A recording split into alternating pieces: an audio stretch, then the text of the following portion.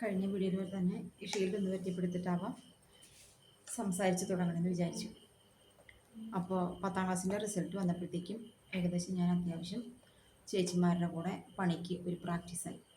തേങ്ങ ചുമക്കാനും ഇഞ്ചി ചുമക്കാനും ഒക്കെ വല്ലത്തിലാണ് കേട്ടോ, പൊട്ടേക്കാളും വലുപ്പത്തിലൊരു സംഭവം.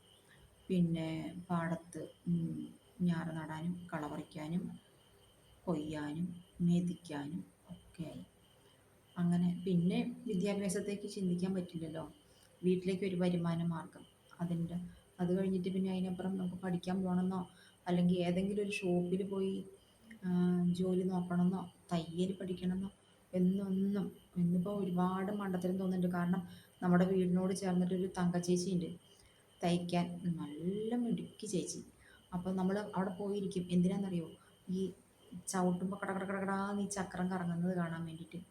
എന്തൊരു പൊട്ടബുദ്ധി എന്നാലോചിച്ച് നോക്ക്. നമുക്കാരും പറഞ്ഞു തരാനുമില്ല, എന്നാൽ സ്വയം അത് തോന്നാനുള്ള ഒരു കഴിവുണ്ടായില്ല. അന്നൊക്കെ തയ്യൽ പഠിച്ചിരുന്നെങ്കിൽ ഇന്ന്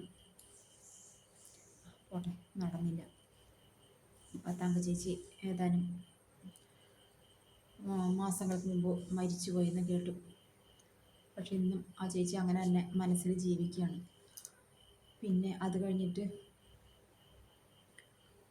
എന്താ, പിന്നെ നമ്മൾ അവിടുന്ന് പോന്നു. ഇങ്ങോട്ട് പോരാൻ കാരണം ഇവിടെ അമ്മയുടെ ആങ്ങളുണ്ടായിരുന്നു. അപ്പം നമ്മൾക്ക് അവിടെ ജീവിത സാഹചര്യങ്ങൾ വളരെ മോശമായത്. അമ്മയുടെ അച്ഛൻ്റെ അത്യാവശ്യം കുഴപ്പമില്ലാത്ത തറവാടുകളാണ്.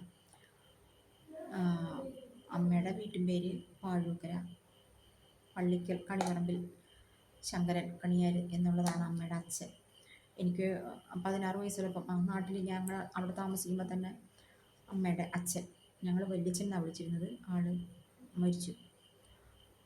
പിന്നീട് ഇവിടെ വന്നതിന് തൃശ്ശൂർ വന്നതിന് ശേഷമാണ് അച്ഛൻ്റെ അച്ഛൻ മരിക്കുന്നത്. ഇവർ രണ്ടാളും ഭയങ്കര പുലികളായിരുന്നു.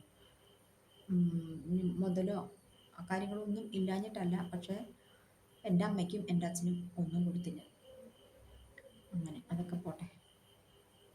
പിന്നെ നമ്മൾ അതേക്കുറിച്ചൊക്കെ ചിന്തിച്ചിട്ട് എന്താ കാര്യമല്ലേ. അച്ഛൻ്റെ തറവാട്ട് മുതൽ ചോദിക്കാനായിട്ട് ആങ്ങള അച്ഛനോട് സംസാരിച്ച അച്ഛൻ പറഞ്ഞു, തല്ലി പഴിപ്പിച്ച അതിന് വലിയ മധുരമൊന്നും ഉണ്ടാവില്ല, അച്ഛൻ മനസ്സറിഞ്ഞ് തരികയാണെങ്കിൽ തരട്ടെ, ഇല്ലെങ്കിൽ നമുക്കതിന് പോകണ്ടാകും.